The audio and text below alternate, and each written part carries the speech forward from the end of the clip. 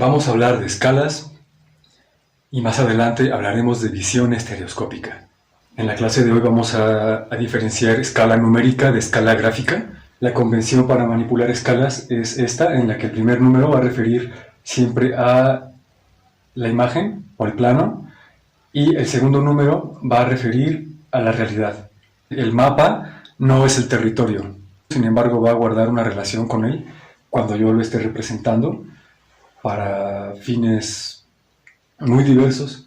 La escala natural o escala 1 a 1, o puede ser cualquier otro número, pero pues da lo mismo, porque si son iguales va a significar que una unidad o cualquier unidad de mi plano va a ser igual a la unidad de mi realidad.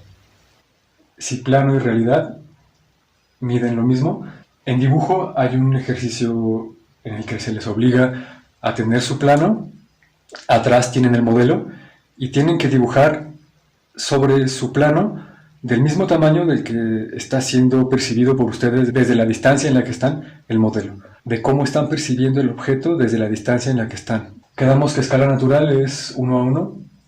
Recordemos este cuento de Borges en el que el rey nunca está de acuerdo con la calidad de su mapa y a los cartógrafos los obliga eventualmente a hacer un mapa topográfico 1 a 1 de un pueblo. Entonces eso significaría que el pueblo mide lo mismito que es su mapa. Bueno, la natural, después tenemos la ampliación. La ampliación va a ser cuando nuestro plano va a ser mucho más grande que la realidad. Eso va a notarse cuando el primer número, que es el del plano, va a ser mucho más grande que el de la realidad. En este caso, 8 a 1 va a significar que 8 unidades o 8 pedacitos de mi plano van a equivaler a una unidad en el mundo real. Más adelante tendrá que definir cuál es su unidad, si son centímetros, metros, nanómetros, etc. Es una serie de convencionalismos para normar el mundo bajo la representación, ya sea numérica o visual. Y el tercer caso de cómo yo me relaciono con mi plano respecto a la realidad va a ser una reducción, es decir, cuando mi plano va a ser más pequeño que el mundo real. Es decir, una unidad de mi plano va a equivaler a 500 del mundo real. Si fueran metros o centímetros, un centímetro aquí va a equivaler a 500 centímetros acá afuera. La reducción implica comprimir el mundo, hacer que muchas unidades del mundo real se conviertan en pocas unidades o unidades comprimidas dentro de tu plano para que quepa.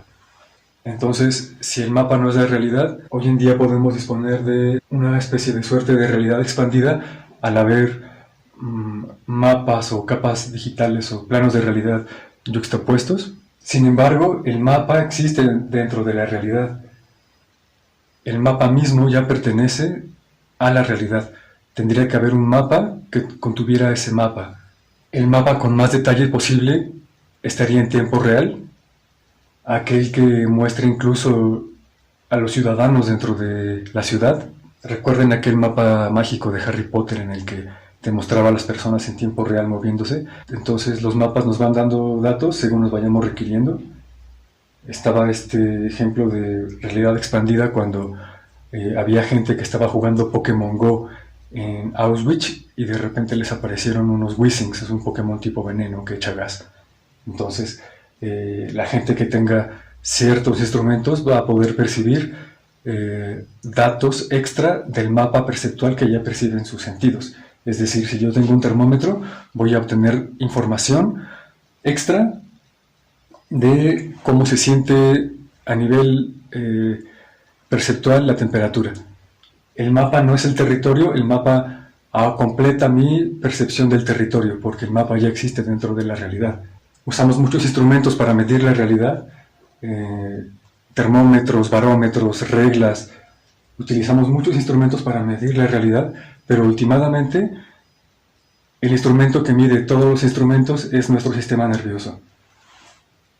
Pero tratándose de cuestiones más gráficas, una cuestión muy usada en topografía, en los mapas, es esta disposición en la cual se muestra el mapa y abajo, a modo de acotación, se muestra una especie de regla en la que ya está, digamos, hecha o resuelta esta ecuación a partir de una cuadrícula, pero aquí ya es libre. Entonces uno puede utilizar una especie de regla y calcular, si yo quisiera calcular qué distancia hay de esta punta de la costa en esta isla al volcán, lo que tendría que hacer es ubicar mi regla y más o menos ver cuántos kilómetros, tomarla y medir aquí. Me dice que hay 6 kilómetros de la punta al cráter del volcán. Y esta misma acotación me sirve para medir cualquier distancia dentro de esta representación. Por eso es bastante útil y muy usado en cuestión de cartografía. Otra variante de escala gráfica que para algunos artistas está mal usar o está mal visto usar, yo digo que es un recurso que deberían usar cuando esté muy difícil lo que van a trazar. Por eso más adelante vamos a ver anamorfosis, digamos, para ponerle un poquito de sabor a esta técnica que te ayuda a tomar imágenes y pasarlas al plano. Vamos en este caso a ampliar este bicho en esta cuadrícula. Lo primero es dividir el espacio del mismo tamaño en el que están divididos. Lo primero es dividir el espacio en partes iguales. Aquí ya lo dividí en una cuadrícula de 3×3, más o menos haré lo mismo aquí.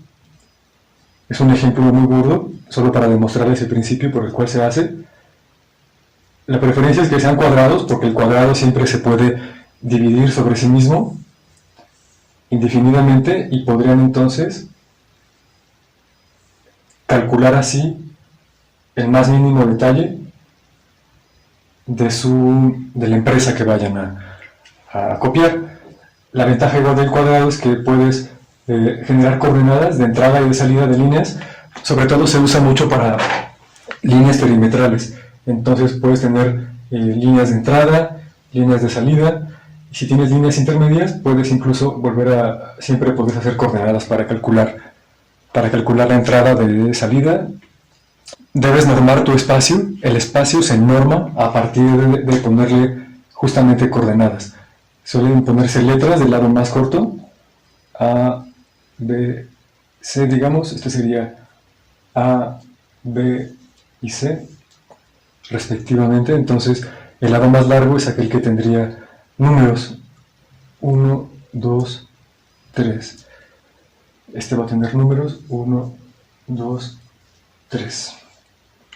Entonces, así ya puedo dominar el espacio.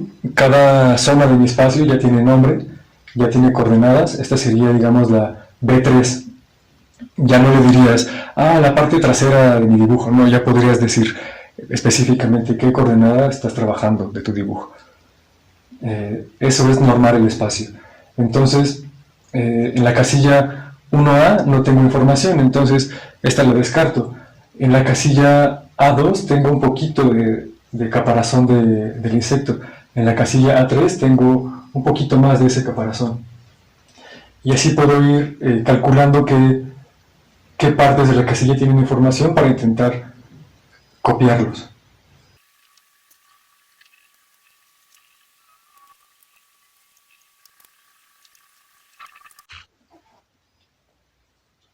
Vamos a ver otra variante de escala.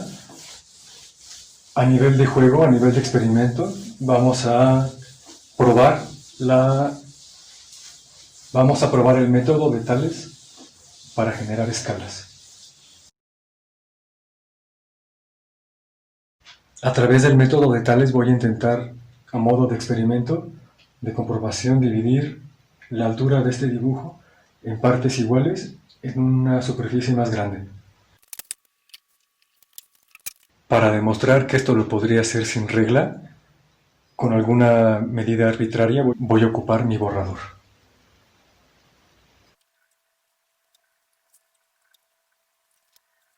Voy a conectar el último punto. ¿Cuántas unidades de mi realidad caben en el plano? A ojo podría decir que caben casi 2. Lo mismo, ¿cuántas veces cabe esta línea de la realidad en esta totalidad? 2 veces y un pedacito. Pero si quisiera ser mucho más exacto, si este mide 7 centímetros y este mide 13, en centímetros se va a expresar de esta manera Es decir, 13 pedazos de mi plano van a equivaler a 7 pedacitos de mi realidad. Si 13 centímetros de mi plano equivalen a 7 centímetros de la realidad, esto va a ser muy similar a un medio, es decir, a una mitad. Mi realidad va a ser casi la mitad del plano.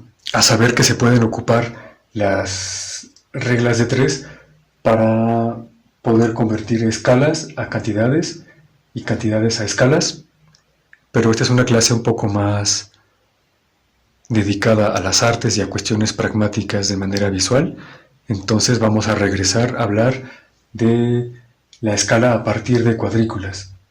Existe mucho material en la red respecto a cálculo de escalas numéricas utilizando el método de la regla de 3. Bueno, como les decía, para efecto de ponerle sabor al hecho de que vamos a trabajar con escalas cuadriculadas, que por sí mismo sería un poco muy simple para ustedes que son artistas visuales ya experimentados en el dibujo, la vamos a mezclar con anamorfosis.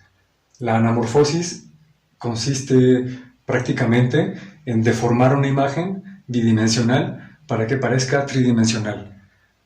Para contextualizar esto, de cómo vemos de manera tridimensional, voy a hablar muy rápidamente de la visión binocular o la visión estereoscópica, que tiene que ver con percibir la distancia. Muchos búhos tienen un cráneo como este, donde una oreja es más grande que otra, para poder triangular a su presa que no pueden ver físicamente. A través de escucharla, pueden ubicarla en el espacio. Digamos que el ratón bajo la nieve emite una serie de sonidos que llegan primero a un oído y después a otro. Esta triangulación le permite ubicarlo en el espacio. Algo muy similar hacen los satélites. Se requieren al menos 3 satélites para ubicarte en el GPS. Obviamente esto sería de manera volumétrica, tridimensional. Estas son esferas de señal. Algo muy similar hacen el par de ojos que la mayoría de humanos tiene. Si cerramos un ojo, vamos a notar que el mundo se aplana bastante. Nos va a costar un poco más ubicar el objeto en profundidad, en tanto qué tan lejos está. La información que el ojo derecho perciba va a ser mayormente analizada por el hemisferio izquierdo. Lo que el ojo izquierdo perciba mayormente va a ser procesada por el hemisferio derecho. No obstante, los ojos están divididos en 2 nervios y un poquito de esta información sí se pasa del ojo derecho, se pasa al hemisferio derecho directamente, y también el ojo izquierdo manda señales ópticas directamente al hemisferio izquierdo. Estos 2 hemisferios están conectados por el cuerpo calloso, el cual va a comunicar los 2 hemisferios, lo cual va a generar una totalidad a nivel de coherencia respecto a la imagen percibida. Hubo un neurólogo, un tal Sperry. Este Sperry cortó el cuerpo calloso de gatos, les cortó el cuerpo calloso y les tapó un ojo. Y este cerebro aprendió lo que este ojo le mandaba. Les enseñó ciertos signos y el cerebro de este lado aprendió estos signos. Luego les tapó el otro ojo, les tapa el otro ojo, les cambia los signos y este cerebro entiende otra realidad. Cada cerebro aprendió lo que cada ojo le mandó respectivamente. El neurólogo Sperry afirmaba entonces a partir de este experimento que cada cerebro podía tener su propia conciencia, o que la conciencia podía dividirse en 2. Más adelante, Sperry hace esto realmente en humanos que sufrían epilepsia.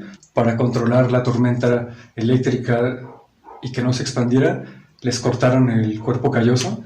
Obviamente dejaron algunas conexiones esenciales, o muy poquitas, apenas las suficientes. Hicieron experimentos con imágenes y se demostró que un cerebro humano en el cual cada hemisferio percibe algo distinto, el humano necesita una unidad que dé coherencia a esa narrativa tan caótica o tan dispar. Si no, te quedarías loco. Para la anamorfosis vamos a requerir contrarrestar este efecto de visión estereoscópica. Hay otras formas de simular en un plano el efecto de tridimensión. Podemos hacer que una imagen se vea tridimensional a partir de ciertas herramientas, como pueden ser los estereoscopios. Pueden buscarlo para hacer los suyos propios a partir de fotografías o de imágenes. Hay dos formas generales de hacer estereoscopios. Una implica imágenes duplicadas, las cuales se ven a partir de lentes, muy similar al principio de cine en 3D. Otra manera más económica y más fácil de hacer estereoscopios es utilizar una imagen invertida y un espejo, y mirar una sola imagen a través del espejo como si no hubiera espejo, y el cerebro va a unir estas imágenes y las va a transformar en algo que es tridimensional. Una manera de cortar o hackear nuestra visión estereoscópica sin hacernos la operación del cuerpo calloso que Sperry le hacía a los gatos es colocarse enfrente de una esquina de tal modo que una mitad de la cabeza quede mirando hacia un lado de la esquina y el otro ojo quede mirando al otro lado de la esquina, poniendo la nariz justamente y la frente en la mera punta de la esquina, en el vértice de estas dos paredes. Una vez que hacemos eso, colocamos las dos manos y con cuidado comenzamos a ladear la cabeza, a mover la cabeza de un lado a otro, y jugando a que nosotros movemos la pared con las manos, hacemos un poco de fuerza. Para la anamorfosis vamos a necesitar contrarrestar el efecto de fuga hacia la lejanía. Vamos a tener que contrarrestar el factor de reducción de los objetos que se alejan de nosotros. Y la forma más eficiente de generar esta ilusión es restringir la visión estereoscópica. Esto es bastante conveniente, ya que los teléfonos móviles son una suerte de cíclope con la cámara única que tienen. Eso es bastante conveniente, ya que en cierto punto nos permiten monetizar esta técnica y normar el espacio.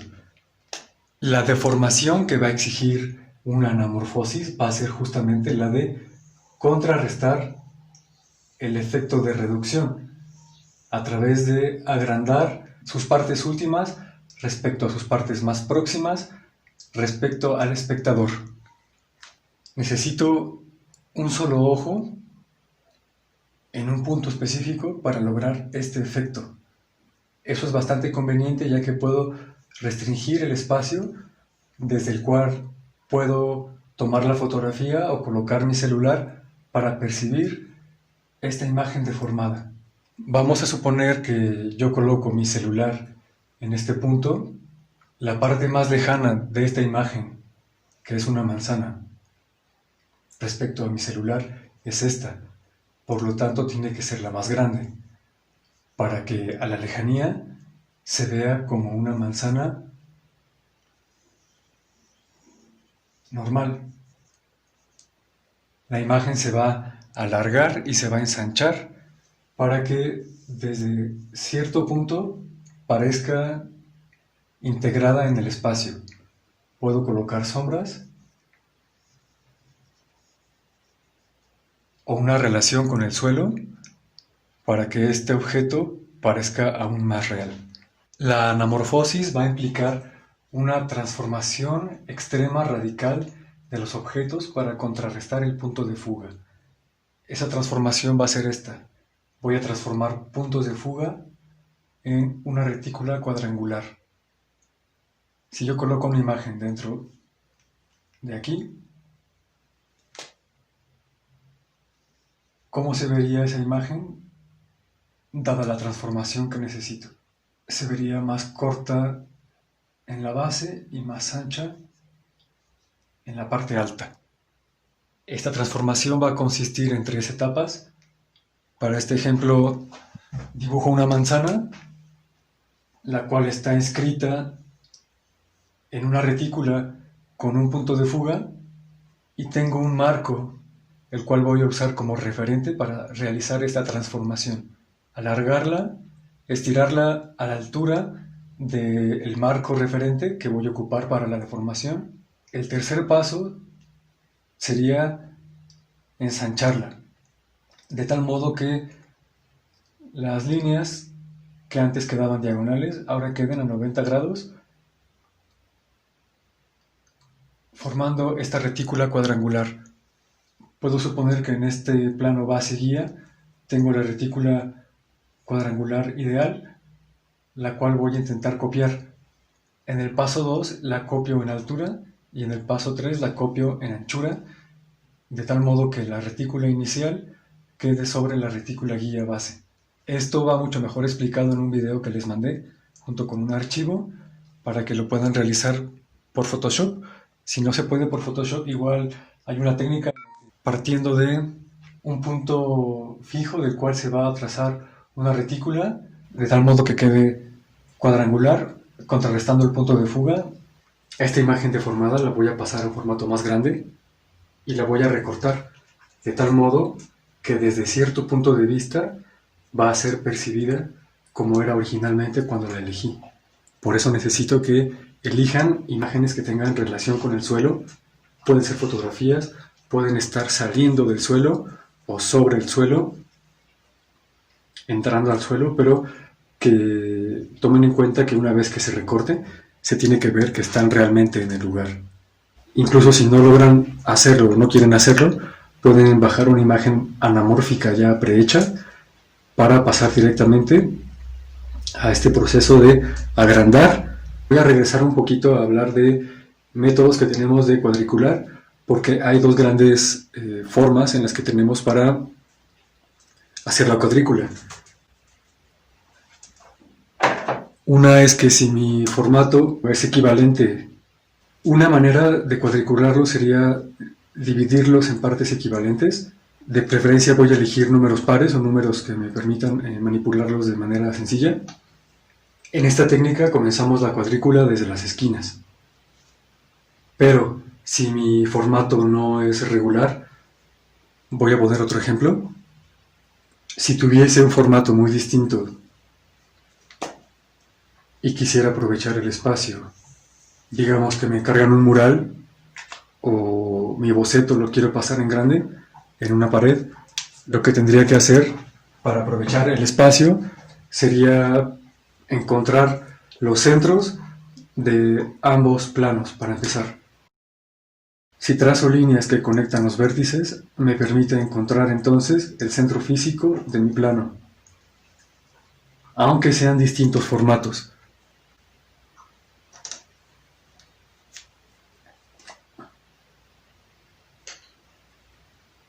Partiendo de este centro, voy a trazar dos líneas, una vertical y una horizontal. Una vez que he trazado estas cruces, partiendo del centro hacia afuera, voy a calcular mis divisiones. A lo mejor esto lo voy a dividir entre 3, de aquí a acá entre 3, 1. Y es entonces cuando genero mi retícula. Este es un ejemplo de una retícula que se genera partiendo de los centros y es recomendable usarse para cuando los formatos son muy dispares. Este ejercicio de anamorfosis en escala lo pueden hacer partiendo de una hoja impresa tamaño carta o tamaño oficio, el cual van a ampliar al tamaño de una cartulina regular. Si pueden conseguir papel mina gris, sería bastante cómodo para este ejercicio, o algún tipo de cartulina rígida o gruesa también nos vale. Y si lo quieren trazar en el suelo, si el dibujo que logran imprimir de este ejercicio lo quisieran trazar en el suelo o ampliar en el suelo con gises, también se vale. Como anécdota, trabajé una temporada en una feria y había un compañero que llegaba con sus imágenes anamórficas enrolladas en lona, imágenes bastante grandes, las cuales desenrollaba, las desplegaba en el suelo y la gente se paraba encima de estas imágenes y sacaba una foto desde cierto punto y el resultado eran estas personas envueltas en un escenario. Parecían de repente grandes barrancos o monstruos saliendo del suelo y el efecto es que imágenes planas pueden relacionarse desde cierto punto de vista con la realidad a nivel de ilusión. porque últimamente esto es una ilusión que podemos aprovechar. Entonces es entender este principio, de algún modo hackearlo, aprovecharlo y hacer ilusiones ópticas. Últimamente hay más tipos de anamorfosis. Hay anamorfosis que se generan con tubos cromados o que se generan con esquinas, pero este sería uno de los principios más básicos generativos para simular una imagen en 3 dimensiones.